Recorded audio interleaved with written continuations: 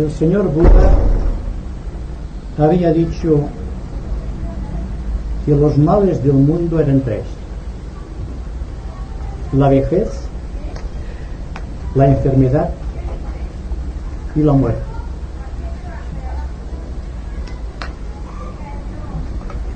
El epílogo de la vida parece ser que es la muerte, pero esotéricamente sabemos que la muerte no existe, que es solamente un fenómeno de la vida, no es el opuesto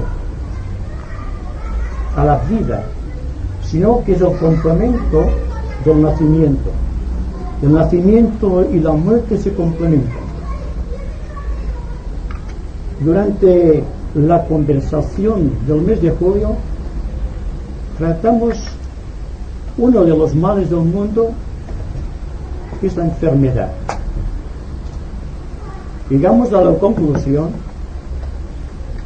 sin ser por ello dogmáticos, sino expresando una de las tónicas de esta nueva era en la cual progresivamente nos vamos introduciendo, de que las enfermedades no son algo como corrientemente se cree, sino que es alguien. ¿Se dan cuenta ustedes de la tremenda diferencia que existe entre considerar la enfermedad como algo, a considerarlo como una entidad psicológica creada psíquicamente por nuestros pensamientos y por nuestras emociones? La ciencia actual ya ha reconocido que no existe una enfermedad puramente física, sino que es psicosomática.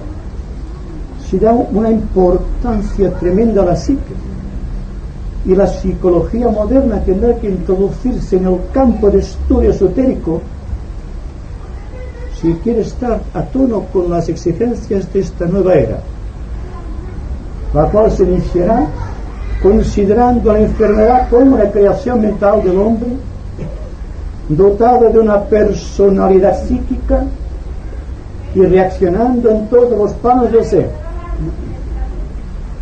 y que un complejo, una tensión, será considerada siempre como resultado de un mal enfoque mental o de una desvirtualización del aspecto emocional.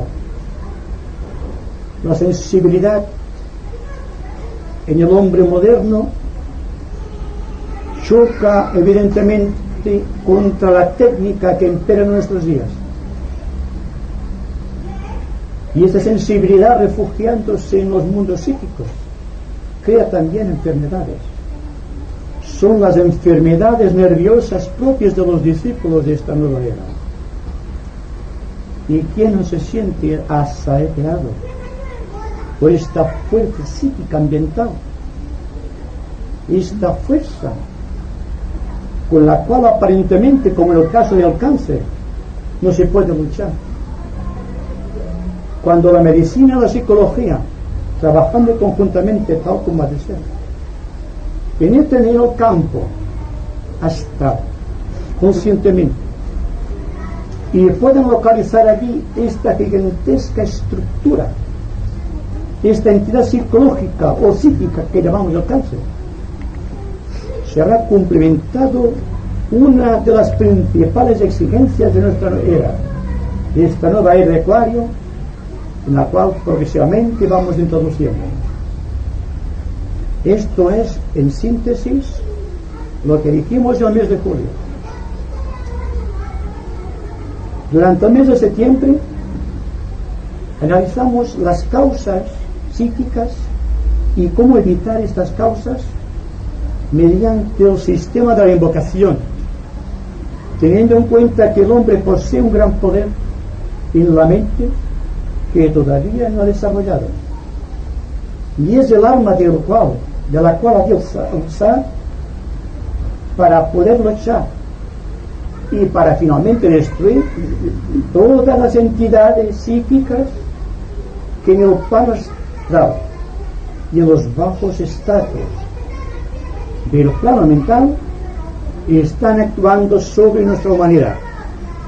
A partir de aquí se le ofrece al hombre moderno la posibilidad de luchar cara a cara y frente a frente desde sus más remotas raíces, desde sus fundamentos, la causa de las enfermedades físicas y los desequilibrios psíquicos, para llegar a penetrar progresivamente en el mundo mental de los significados y desde allí barrer todos los gérmenes mentales que causan perturbación ambiental y son los elementos del malestar social en todos sus niveles.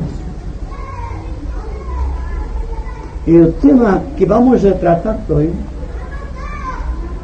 bajo el título genérico de la ley de restitución, tiene que ver con uno de los segundos de los males que el señor Buda había descubierto en su más tierna infancia.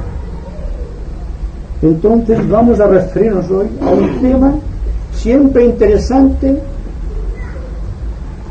precisamente por la importancia que tiene desde el ángulo de visión de la raza entera, como es el fenómeno de la muerte. La muerte, técnicamente hablando, no es ausencia de vida, sino que la conciencia se refugia en otros niveles de su constitución interna.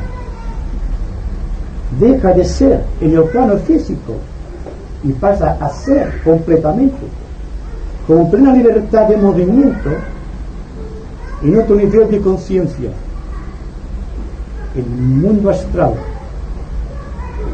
Si ustedes analizan este gráfico que tenemos aquí a mi mano derecha, verán que existe un mundo espiritual y existe un mundo material.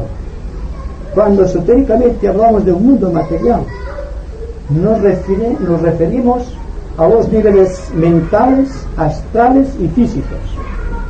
Es decir, que el conjunto de la mente, de las emociones y el cuerpo constituye el mundo material, el campo de experiencia del yo, el campo donde actúan simbólicamente hablando los señores del karma.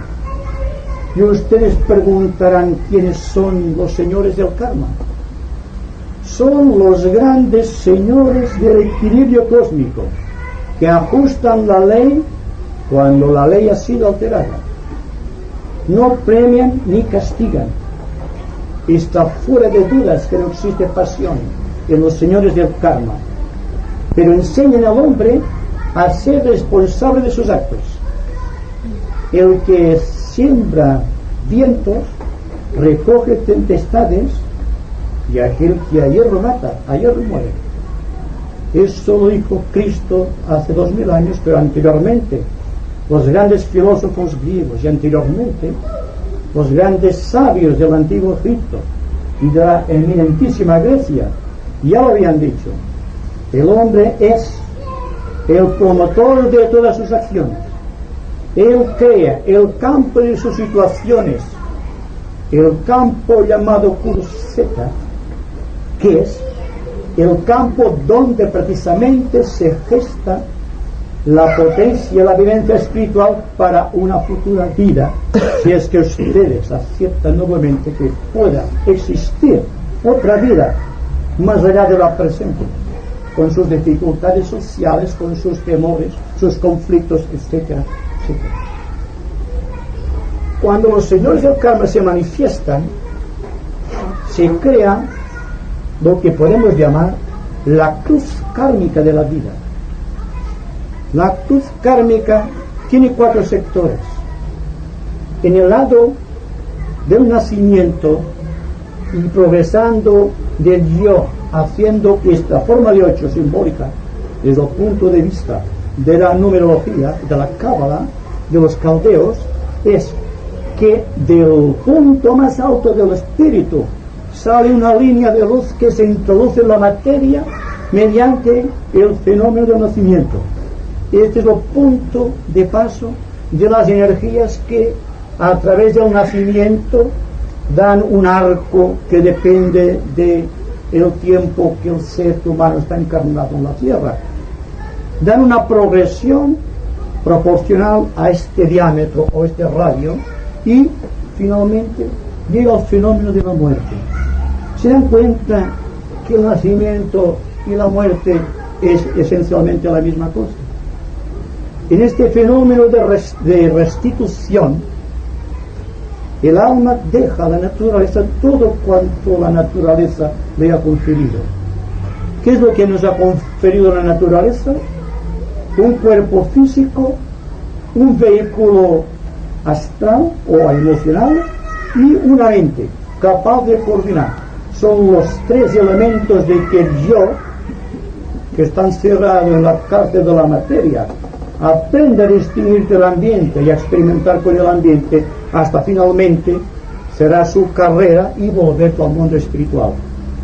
Bien, el aspecto que va del nacimiento a la edad madura, por estos 2 factores, que es la infancia y la juventud, aquí empieza la edad madura, está regida por la ley de acumulación, por la ley de absorción.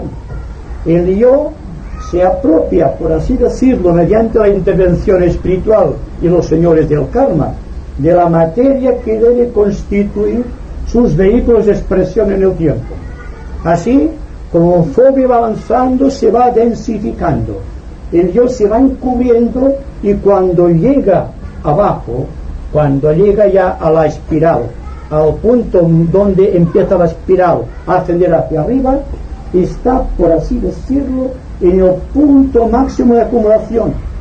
Y según se nos dice, aquí empieza ya el hombre a perder parte de sus poderes, parte de sus sentidos, parte de su inteligencia. ¿Por qué?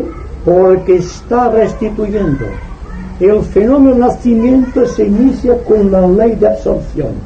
El fenómeno de la muerte está regida por la ley de la restitución. Primero absorbemos de la naturaleza, después restituimos. Así que es bonito ver que vas envejeciendo desde el ángulo de vista esotérico, porque te das cuenta que tu misión va terminando, pero sin perderte el éxtasis de vivir. Lo malo que puede ocurrir a un ser humano es que tenga miedo a la muerte. Hemos muerto tantas veces y hemos nacido tantas veces, y aún nos queda el sueño cuando vamos a dormir. Dejamos el cuerpo. Es una muerte solamente. La diferencia que existe es que el sutratva, el hilo que conecta el yo espiritual con el mundo de los sentidos y de las sensaciones, ha prácticamente desaparecido porque ha sido cortado por los señores del karma. Vean ustedes pues que la cruz, que es el símbolo del cristianismo, no es solamente cristiano porque es la cruz cardinal, que es la cruz fija en los cielos de la astrología, y esta cruz la veremos en todas partes.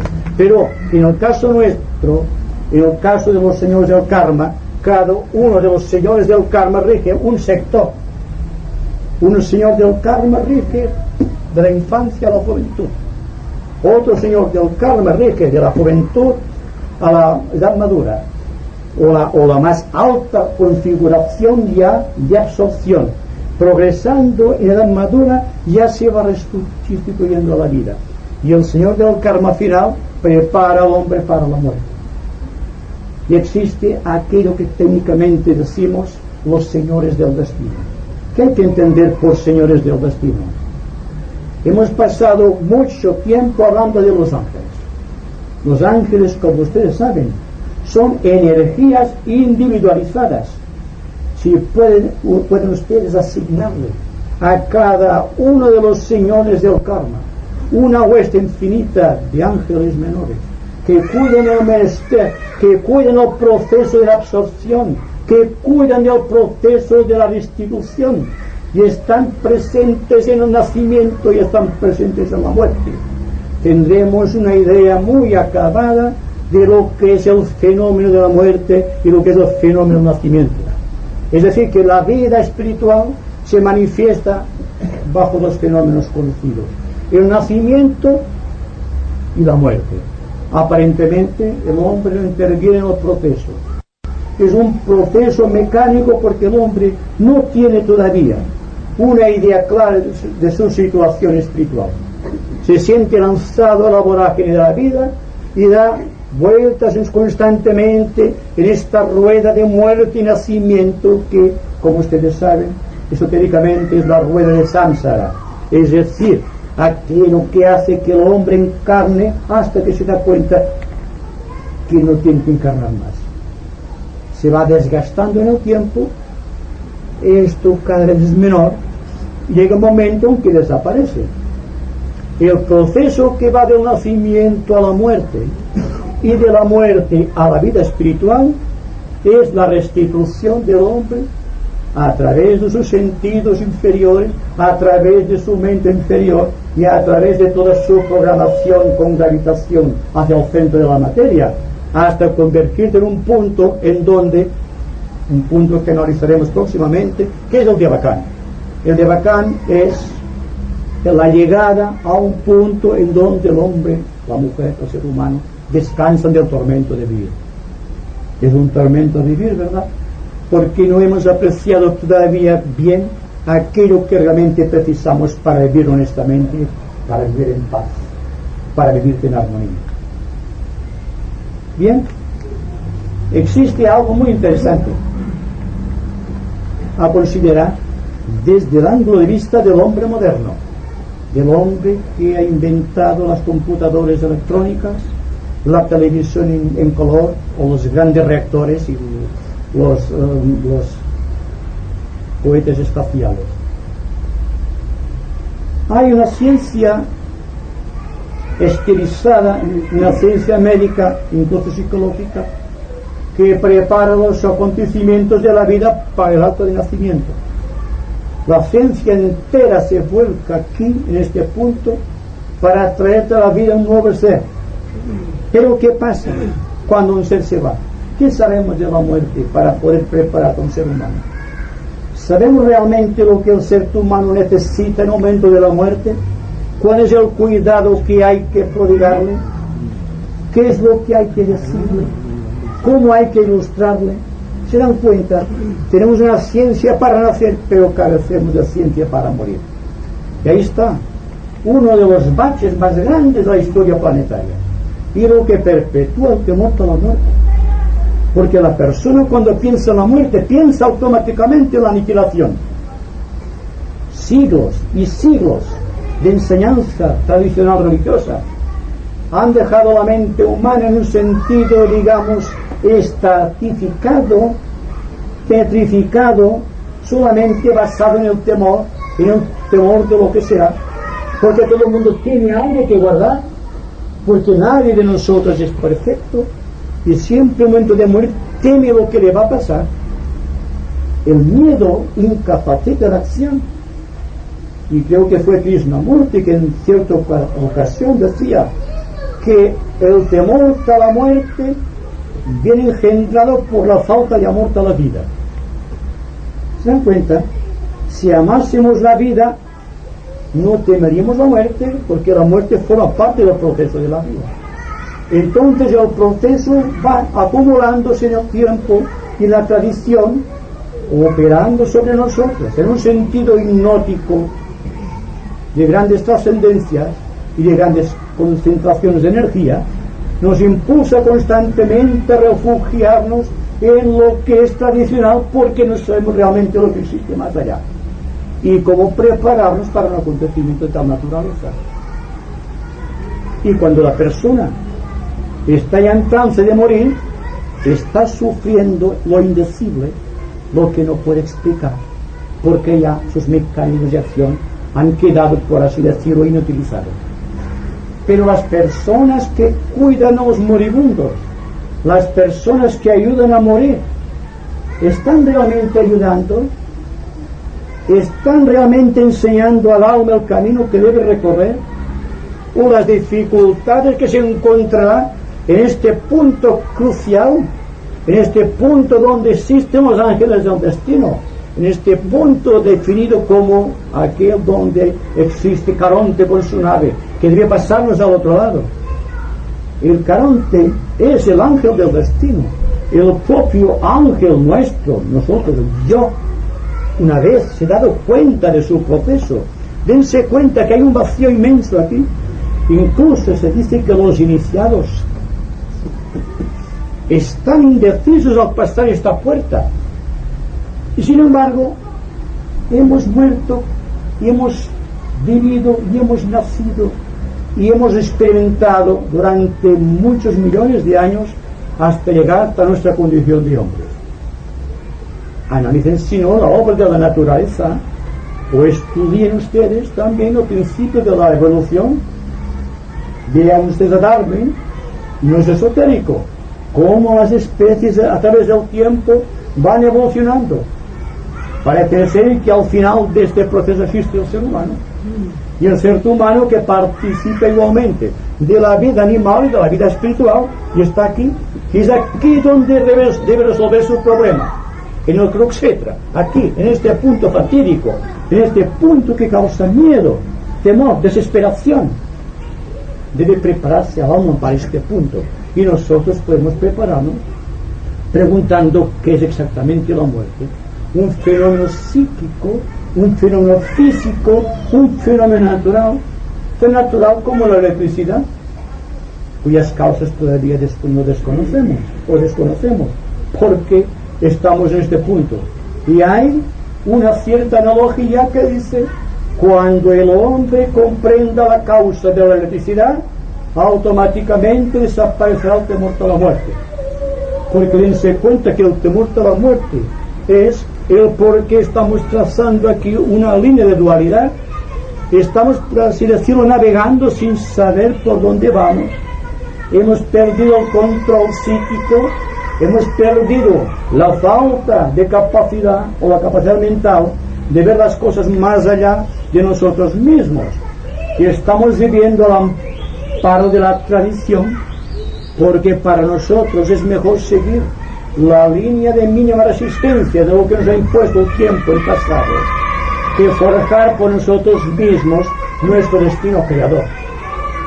Parte del equipo kármico del hombre está forjado por el miedo al trabajo, por el miedo a la actividad, por el miedo a la suficiencia del yo.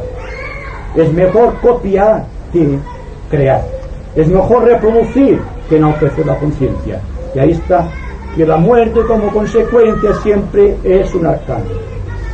Y todos somos esotéricos, o nos decimos esotéricos, y cuando se acerca el momento de la muerte empiezan los temblores igual que cualquier persona que no tenga ningún conocimiento esotérico. Cualquier persona a veces nos da un ejemplo de serenidad ante la muerte, que el esotérico muchas veces carece de ella. ¿Se dan cuenta de ello? Bien, entonces aquí hay otro punto, que es lo karma. Bueno, karma es una palabra técnica en el mundo del yoga, ¿verdad? Hay un karma yoga. Karma siempre indica el destino del hombre, el destino que el hombre se ha forjado a través del tiempo. Ningún pensamiento, ninguna emoción, ninguna palabra, ningún gesto deja de tener karma. Cuando pensamos, cuando sentimos, cuando actuamos, lo que realmente hacemos es enviar puntos de luz en el éter. Estamos llevando al éter ondas eléctricas que se manifiesten en el éter como colores, como sonidos, como formas geométricas. Y esto es el ambiente social que nos rodea. Si pudiéramos tener en un momento dado la vista y el oído del iniciado, veríamos que aquí hay más que somos nosotros, que todo está lleno de vida, y esta vida el descubrimiento de todas estas fuerzas, de esas energías que no vemos, pero sin embargo presentimos, nos dan la unción y nos preparan para el fenómeno de la muerte. Cuando descubramos la cuarta dimensión, que está inmersa entre nosotros, tendremos la oportunidad de poder vivir más adecuadamente, en un sentido más justo, más humano. Cuando hablamos del fenómeno del nacimiento, porque hoy trato de explicar científicamente el fenómeno del nacimiento y el fenómeno de la muerte, habrá que tener en cuenta algo muy especial. Bueno, la mona no puede llegar, está más arriba, no quedaba espacio, me ha dicho el amigo, y entonces ya hemos dicho así. Pero el yo y el cuerpo causal, en el cuerpo causal tenemos la representación genuina de la totalidad de todas nuestras existencias. Todo cuanto fuimos y todo cuanto seremos está en el cuerpo causal. Está dentro de unos pequeños elementos atómicos llamados esotéricamente átomos permanentes. Existen para nuestra evolución humana, tal como está en la actualidad, 3 átomos permanentes. El átomo permanente físico alojado en el corazón, que da la vitalidad al cuerpo y la vitalidad a todo el organismo. Hay el átomo permanente emocional, que ha permitido estructurar nuestras emociones, nuestros deseos, nuestros sentimientos más elevados. Y existe un átomo permanente mental, cuya capacidad, absorbiendo del plano mental las características necesarias a su estado de evolución, ha creado nuestra mente organizada tal como lo conocemos en la actualidad. Bien, el proceso que llamamos de absorción, cada átomo permanente vibra y absorbe del ambiente circundante la cantidad y la calidad de elementos químicos orgánicos en cada plano para constituir su estructura. Cuando llega el momento de la restitución, como un gran pescador, el alma va recogiendo los hilos con los átomos permanentes, va separándolos de la actividad, y cuando el último de los átomos permanentes llega aquí, se produce automáticamente el fenómeno de la muerte. Pero no solamente la muerte física, existe la segunda muerte, que es la muerte del cuerpo astral, y existe una tercera muerte, que es la muerte del cuerpo mental, para que finalmente toda la capacidad de conciencia del yo se refugie en el Devacán, y de aquí no pasamos. En el Devacán existe el cumplimiento de todo aquello que hemos deseado en nuestra vida, nuestras ilusiones más elevadas, nuestros deseos más queridos, todo cuanto quisimos y no pudimos realizar, todo cuanto pudiendo realizar bien lo hicimos mal o imperfectamente, ha quedado dentro de nuestro cuerpo psíquico creando los complejos. Y hasta que la ciencia psicológica de nuestros días no comprenda la causa de los complejos, buscando su analogía con la capacidad que tienen los átomos permanentes de expresar el pasado de nuestro yo, no se llegará a cumplir el destino de la psicología. La psicología tiene que variar completamente los métodos, porque el método de la psicología es la comprensión esotérica, que explica todas las cosas. Y si una cosa está muy elevada, si una cosa está difícil de interpretar, y si una cosa está más allá aparentemente del razonamiento, tratemos de descubrirla mediante la actividad de la intuición. Tratemos de pensar en grandes proporciones. No pensemos en un sentido típicamente personal, pensemos en un sentido realmente cósmico. De esta manera, muchas de las pequeñas dificultades, como por ejemplo la dificultad de la muerte, desaparecerán por entero. Todo esto desaparecerá porque el yo se ha dado cuenta que todo el proceso de su vida que le causaba sufrimiento venía no solo por el desconocimiento de la ley de la observancia, la ley del acoplamiento mutuo, la ley de la seguridad personal, la ley de los afectos compartidos, llegue a este punto y entonces de una manera total y libre pase con todo su equipo redimido a ocupar su lugar en el lugar donde le corresponde, el yo espiritual.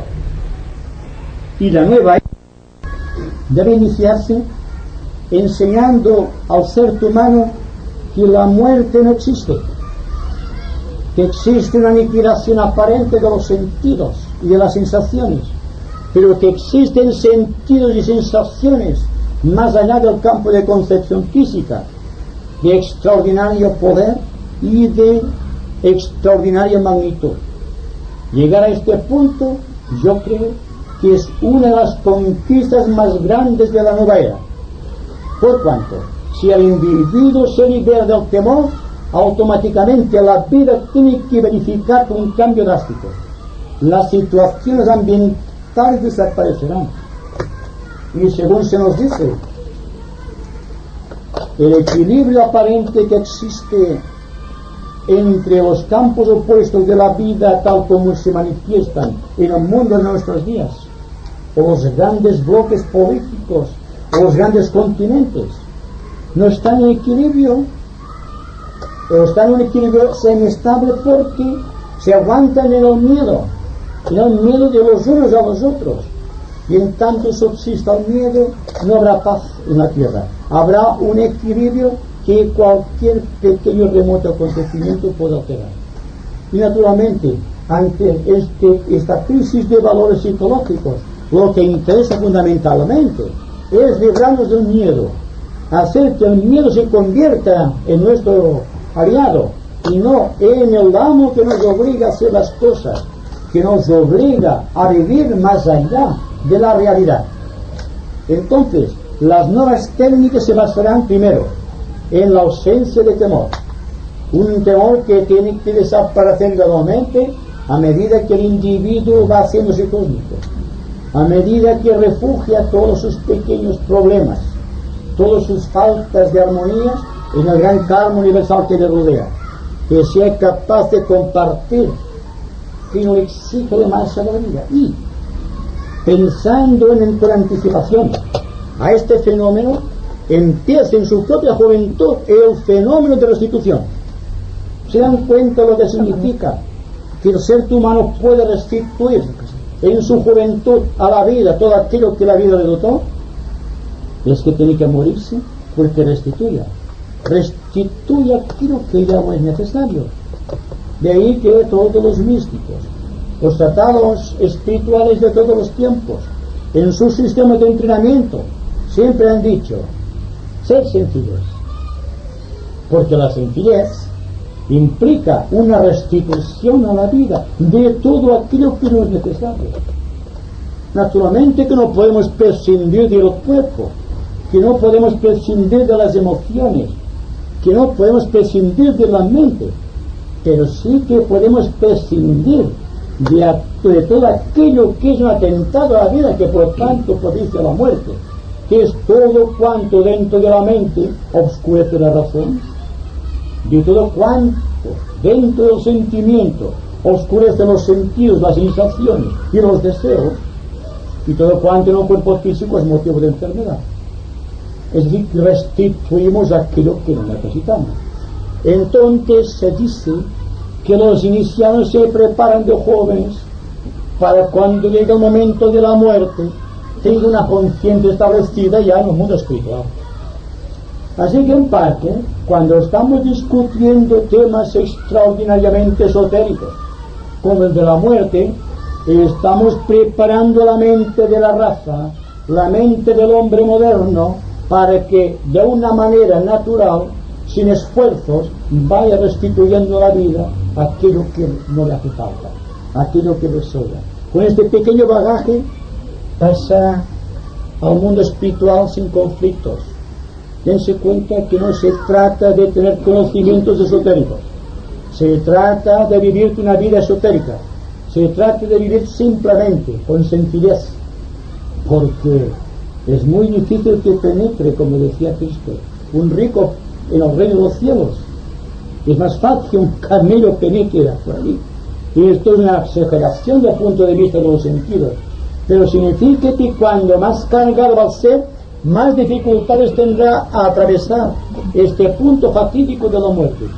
Tendrá un vacío que le puede mantener mucho tiempo allí, aguardando el momento de la oportunidad de que alguien superior se apiade de sus errores y lo redima con el esfuerzo de su poder sobre el karma. Bien, en poco tiempo hemos dado bastantes ideas para que ustedes puedan ahora formular las preguntas, que naturalmente nos permitirá extendernos un poco más. Ustedes tienen la palabra entonces.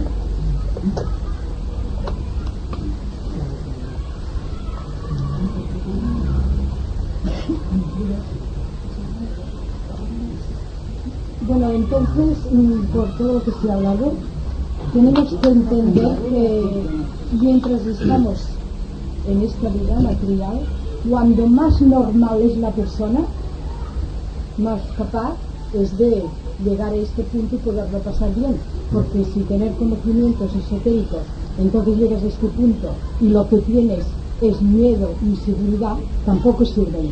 O sea, lo que sirve de verdad es la naturalidad y vivir la vida pues lo más humanamente posible, porque estamos aquí en la humanidad, y después ser sentido. Sí. A ver, cuando hablamos de un ser normal, me pregunto, ¿qué es un ser normal? Bueno, es que un ser normal, sí, es que normal, yo quiero decir, ser normal es, o sea, la palabra que se podría ajustar. Es una corriente. Sí, y luego corriente. Normal, pues, sobre todo, no tener vanidad y muchas cosas de estas. Sí. Uno de los problemas que enfrenta el discípulo, o la persona, el investigador espiritual, es que cuando tiene un poco de conocimiento, se envanece. Entonces, sin darse cuenta, queda detenido en algún lugar de este misterio. Se llama el orgullo espiritual. Sí. Y el discípulo, que por sus conocimientos esotéricos e incluso por su vida esotérica tendría que pasar rápidamente porque posee el conocimiento astral, e incluso tiene el poder de trasladarse conscientemente al plano astral. Al tener el orgullo espiritual, hay que se encontrar detenido también, y tendrá que ser un maestro quien tenga que redimirlo hasta que ha perdido su bagaje y su mente quede clarificada del concepto de orgullo que tenía. Se impone de ciertas razones de tipo, digamos, psicológico. Y el orgullo, ¿quién no tiene orgullo en alguna fase de su vida o en algún momento de su razón? ¿Verdad? Todos tenemos algo de orgullo. Bien, falta de simplicidad, el orgullo también pesa. Es un poder gravitatorio que nos obliga a descender siempre al mundo material. En cambio, la esperanza, no la esperanza en que voy a hacer esto o lo otro, sino la esperanza en la vida eterna, a la cual se refieren indistintamente los místicos de todas las religiones, es que puedes pasar este punto aquí de una manera natural. Existen, como ustedes saben, los fenómenos de la levitación. La persona que levita, hablando en un sentido muy, digamos, muy psicológico y científico, es cuando ha perdido parte de su continuo kármico. Y la levitación superior es la ascensión, que todos conocemos a través de las explicaciones de las iglesias cristianas. En todo caso, indica siempre liberación del karma por pérdida de peso gravitatorio. Los pensamientos pesan, aunque no nos demos cuenta. Las emociones y los deseos también pesan. Y naturalmente el cuerpo físico también pesa. Pero no se trata del cuerpo físico. El cuerpo físico es tal como Dios nos lo ha creado. Pero lo que incide en el cuerpo físico es lo que realmente hace que graviten sobre el cuerpo los estigmas de los señores del karma. Si podemos reducir una mente serena, los pensamientos controlados, una emoción estabilizada y un cuerpo físico sano, automáticamente se produce el fenómeno de la integración. Y cuando hay integración, significa que existe una niñez, una infancia, una juventud, una edad madura y una vejez integrada, complementada. Hay personas que están aquí, son niños todavía, y aquí hay personas que son todavía niños, hoy son hombres aquí. Son fenómenos que ustedes tienen que ir reconociendo progresivamente. Y la astrología tiene que tener en cuenta a los señores del karma, que actúan dentro del espacio cósmico. Por lo tanto, si ustedes analizan esto, es el dibujo de un horóscopo, cualquiera. Solamente falta poner cualidades aquí, y más radios. Pero siempre la cruz está en el centro. 3 cruces kármicas hacen el horóscopo del ser humano. Y a partir de aquí, la astrología tiene un campo de acción inmenso, y en el campo de la astrología general, astrología esotérica, y en el campo de la psicología y en el campo de la medicina. No, ya viene a ser lo mismo que se ha dicho. O sea que para llegar a una muerte, o sea, al punto que tú has dicho, el cumplir, o sea, el ser en el cumplimiento de la ley, ya establece en sí una normalidad, podríamos decir, para llegar al paso. O sea, ser etérico no lo sea, pero el ser que comprende el cumplimiento de la ley. Y entonces también, que ya lo has dicho, me parece a mí que el hombre, al ya comprender que en la nueva era es mejor no hacer creaciones o lubricaciones mentales, esto también lo has dicho, pero es la pregunta que yo tenía que hacer, pues también se libera de este peso, que se ve que en la nueva era, o sea, en estas condiciones es necesario ya no engrosar nuestro peso. Es eso lo que yo quería decir, que para poder pasar esto. Si la persona fuese sencilla, no habría problemas psicológicos, seguramente no habría enfermedades orgánicas tampoco habría enfermedades de tipo mental, porque lo que realmente crea las enfermedades del cuerpo físico, la falta de estabilidad emocional y la falta de certeza mental, viene regulado siempre por el peso en cada vehículo, un peso específico. Analicemos el asunto de un punto de vista científico, la gravedad, por ejemplo, porque la gravedad es lo que crea el karma. Dense cuenta que cuando el ser humano se va envolviendo en materia, está creando peso por la ley de absorción, y la ley de absorción está relacionada con la fuerza centrípeta de la naturaleza, la ley de la gravedad, ¿verdad? En tanto que, lo que decíamos antes, que en el fenómeno de la restitución o en la ley de restitución, el hombre va perdiendo peso, va dejando libre. No tiene que esperar que sea la vida que te vaya pidiendo cuentas y te vaya dejando a solas contigo mismo hasta llegar hasta el momento de la muerte, sino que en este problema que tiene enfrentado el hombre de dejar de pesar en el sentido gravitatorio en cada plano, es desde un momento en que se da cuenta de que tiene limitaciones, de que tiene más de lo que necesita, que empieza a soltar lastre. ¿Cómo vamos a subir una montaña con mucho peso encima? ¿Se dan cuenta?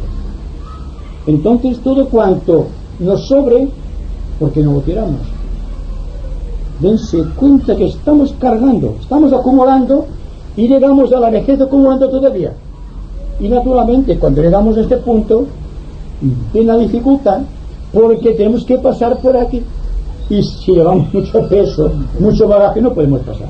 Y entonces quedamos detenidos aquí en estos bajos niveles, creando toda la confusión psíquica que se está debatiendo y que se está registrando en el momento actual. Cuánta fuerza psíquica ambiental, cuántas modificaciones negativas del ambiente vienen por la participación activa de todos aquellos que con sus sacos llenos están ahí. Y dense cuenta que un ser humano no es una piedra, es un ente psicológico capacitado para emitir vibraciones. ¿Y qué creen ustedes que pasa con las vibraciones? no se queden ahí, están volviendo a su lugar de procedencia. Así, el karma de la humanidad, un ambiente social planetario, es siempre el resultado de la actuación psicológica del hombre y la capacidad que tiene el individuo de dejar lastre a medida que va avanzando hacia este momento. Viene la paz, ¿verdad? Cuando hablamos de paz, ¿a qué nos referimos exactamente? La paz no puede estar de nosotros, no puede coexistir en nuestra vida psicológica si está llena de cosas. ¿Dónde vamos a poner la paz si todo está lleno? La paz exige un vacío, un tremendo vacío de mente y de corazón, y esto no es negativo. Si se dan ustedes cuenta que un vacío de cosas es un lleno de cosas divinas.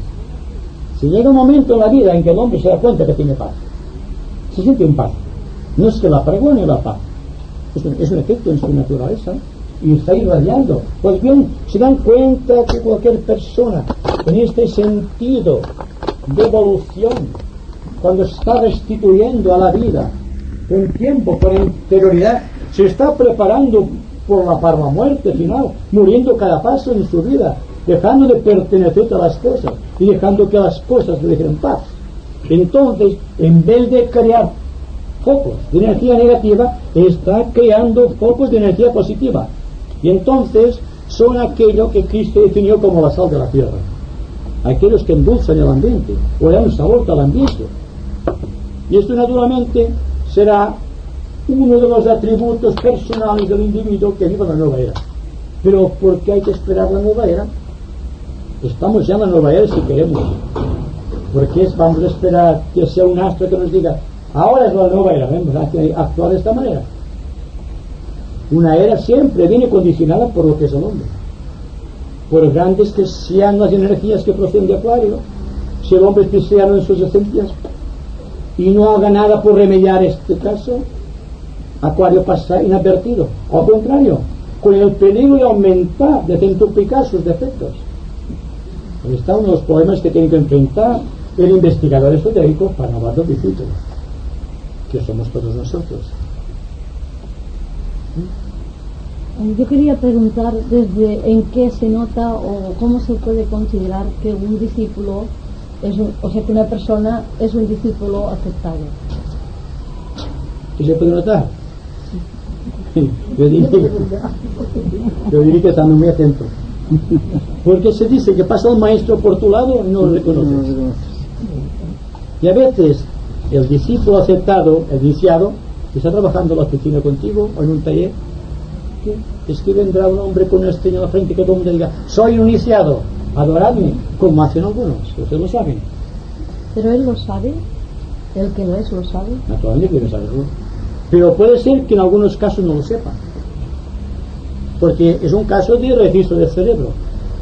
Supongan ustedes que tengamos una conciencia astral, pero que no tengamos el complemento, la célula que identifica este cuerpo astral con el cuerpo físico, a través de aquella célula. El instrumento del cerebro es maravilloso, pero está todavía en formación, está todavía en el proceso de absorción. Cuando el cerebro del ser humano llega a cero, no en el sentido de actividad, sino en el sentido de resistencia a la vida, entonces vendrá un nuevo orden de cosas, y entonces, como todos seremos iniciados, nos reconoceremos. Porque por los frutos son reconocidos. Ahí está la respuesta. Es por los frutos que se reconoce al iniciado, o al discípulo aceptado, o el maestro en una escala mucho mayor. Así es. Como que se ha manifestado en la vida y la muerte, en la Biblia, en los evangelios dice que donde hay amor no hay temor. Efectivamente, la pregunta la vida está como después ahora, respecto al punto de que muchas personas, muchos seres, ya idealizados en la parte espiritual, tienen al fenómeno de la muerte y la vez que cada día esta, entonces lo van a pasar a la experiencia espiritual, lo van a pasar cuando, claro, al tocar, al dejar, el tener la vanidad de conversar, es un asco. Y y es un obstáculo para poder llegar a ese punto de elevación. Por esto, ya hemos estado antes ya uno otro comprendido que estamos todos en la casa del paradigma, o sea, a la caída espiritual, al efecto de que no se puede avanzar.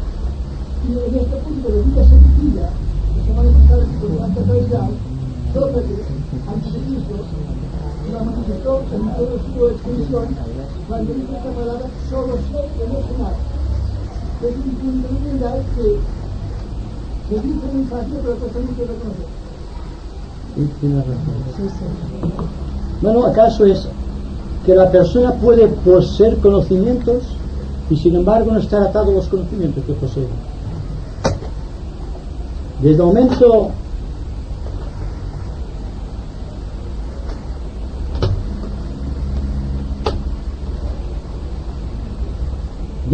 en que la persona sujeta a gravitación por propios merecimientos, los señores del karma son realmente impersonales, no dan ni quitan nada, solamente que son la ley. Y si el hombre está buscando siempre constantemente el proceso de absorción o el proceso de identificación con las cosas y está deteniendo el curso de su vida, aparentemente la rueda de samsara da la vuelta y vuelve a la muerte de la misma manera que vino el nacimiento. Pero ¿qué pasa aquí? Cuanto menos peso le demos en el momento de la muerte, más rápida y segura será la ascensión al mundo espiritual, al de batalla. Cuanto más peso, y el conocimiento esotérico puede ser un peso, si nos apegamos al mismo, se convierte también en un motivo de fustigación del yo, pero no sentido de avanzar, sino de retroceder, impulsa hacia abajo. Y naturalmente, al impulso hacia abajo, con esta muela inmensa de la espiral de la evolución, no hace otra cosa que comprimirte el yo, mantenerlo siempre el centro de un conflicto. Y este mundo en conflicto, creado por muchos seres en conflicto, es la civilización actual. Son las conquistas de nuestra sociedad moderna con la sociedad de consumo que se suman del momento de adquisición del yo o del proceso de absorción. Hay personas que van a comprar cosas sencillamente por tenerlas, porque van baratas, pues ahora voy a emplear esto, y tienen una serie de cosas que jamás utilizarán, porque son cosas raras y cosas que no utilizan nunca realmente, porque en cantidad masiva. Esto es la sociedad de consumo, y ustedes verán la televisión y constantemente esto, constantemente lo otro, y la gente, como no para, está hipnotizada delante de la televisión, está acumulando, está sedimentando, está en este momento adquisitivo, y siempre está lo mismo. Y naturalmente, ¿quién se beneficia de esto? En el fondo nadie, porque mantiene el mundo en el estado actual que se encuentra, siempre con el temor de guerras y conflictos. Pero ¿qué pasará cuando nuestra mente se desligue de lo que vea, de lo que percibe, cuando la emoción se sienta libre de todo cuanto implique un acontecimiento o un hecho? El corazón es el que decide siempre, se arrastra de un lado a otro. Cuando el corazón queda en paz, la mente está serena, y viceversa. Deben estar de acuerdo la mente y el corazón. Cuando la mente y el corazón están de acuerdo, cuando entre la mente y el corazón existe un cero solamente, se han equilibrado por completo, entonces esto se abre constante en toda su amplitud. Entonces deja de ser un 8 la vida espiritual y la vida material y se convierte en un círculo máximo. Entonces el ser ya jamás reencarna. Ha entrado en la fase de adepto. ¿Se dan cuenta? Es una figura que se puede ampliar con la explicación técnica, pero una cosa es señalar así gráficamente la cuestión y otra cosa es enfrentarte al hecho psicológico. Es más fácil ver las cosas, se presentan claras, ¿verdad? Pero ¿qué hacemos después con este bagaje? A cargar de nuevo. Es la ley, es la línea de mínima resistencia que se acciona el yo. Al yo le es más fácil adquirir que dejar. Y esto en todos los niveles sociales de la vida, en todos los espacios familiares, en el mundo profesional y finalmente en el ambiente social que nos rodea. Siempre en el fondo de la cuestión verán intereses, y estos intereses son el peso específico de la evolución, lo que mantiene en incesante movimiento la rueda de samsara, la rueda de muertes y nacimientos. ¿Y cuándo terminará esto? ¿Quién tiene la palabra? El ser humano.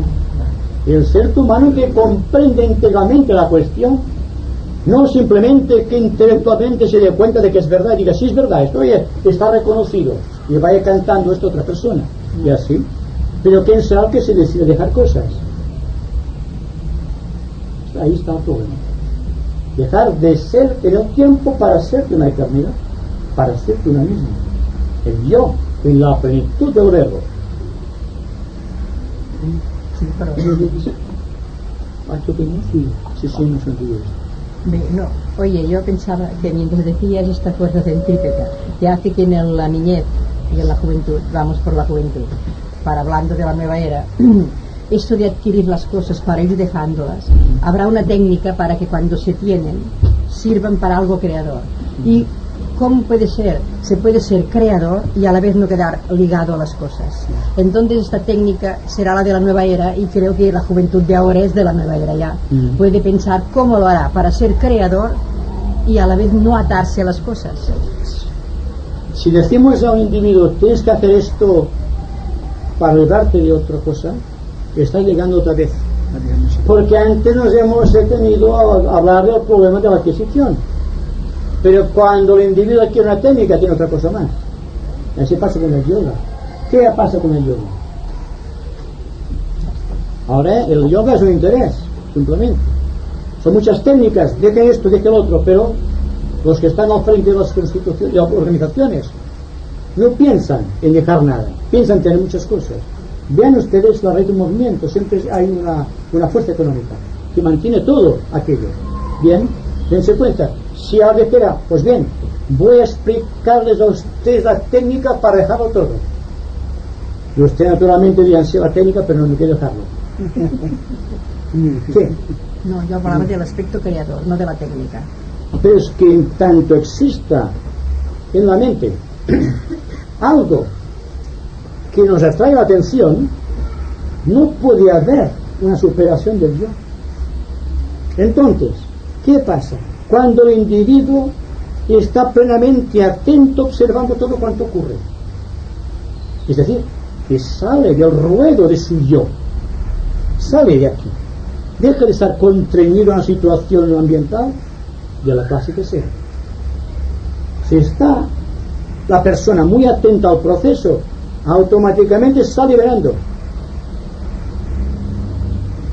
Pero no estamos atentos, ahí está el problema. Yo les diría como técnica, estén atentos. No es ninguna técnica, es una ley natural, hay que estar atentos. Sino porque nos han dotado de mente. El problema está que utilicemos la mente en forma creadora. ¿Y cómo es creadora la mente? Cuando está observando íntegramente todo cuanto ocurre. Cuando no queda ningún resquicio para acumular, que todo es dejación. Y cuando hay dejación, cuando el yo está en la plenitud de la observación, existe un vacío, existe una paz.